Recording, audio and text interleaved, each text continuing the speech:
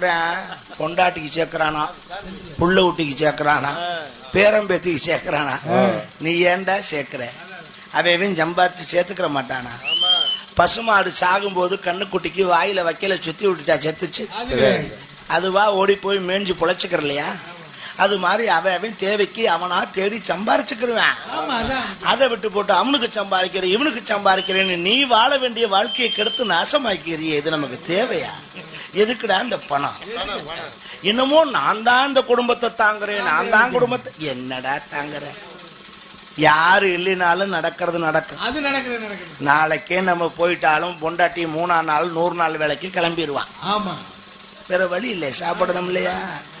மகன் நேரா டாஸ்மார்க்ல போய் உட்கார்ந்துருப்பேன். வேலை பார்க்கல, துக்கத்தை இறக்குறான். இதுல மருமக மல்லாக்கா படுத்து சீரியல் பாப்பா, குப்புறப்படுத்தா